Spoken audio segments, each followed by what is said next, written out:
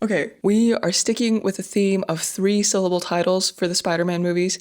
I cannot explain how incredibly excited I am for this movie to come out. And the fact that Sadie Sink posted a trailer for this and like she's not even in it is crazy. This will be sort of a reaction video and what my initial thoughts are on this movie based on the trailer. So first of all, I want to say, big fan that we got a trailer as long as this one, 2 minutes and 38 seconds of content, give or take a couple of seconds.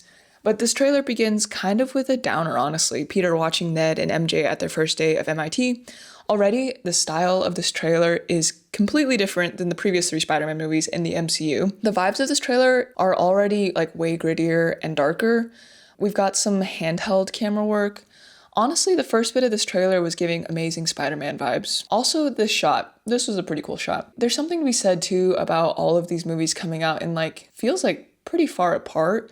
So it's like how much of this trailer style, I mean, like honestly reflects the type of movie, sure, but like how much is it also just reflecting the times of like what people want in a movie trailer?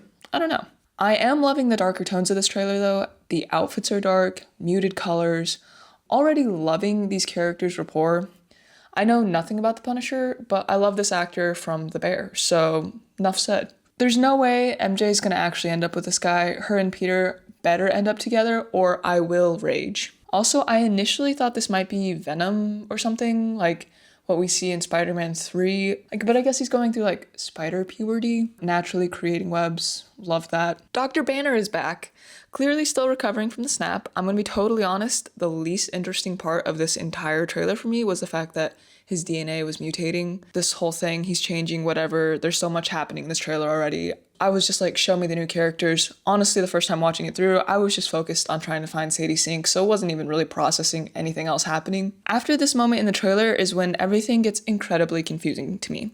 There are a ton of characters introduced, and I feel like the voiceover is trying to confuse us. Scorpion. This feels like the PS4 Spider-Man game in like the best way possible.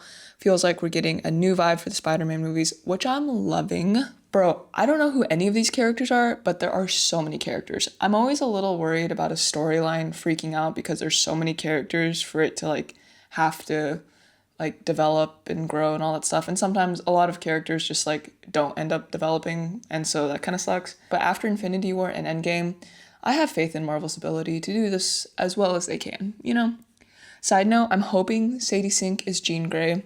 I think that would be so cool. I've always loved X-Men, and I just think Sadie Sink as this character would be awesome. Love to see that Zendaya and Jacob Batalon are still in the film quite a bit, or will still have at least some screen time, even though they do not remember Peter. I'm hoping they're in it, a lot of it though.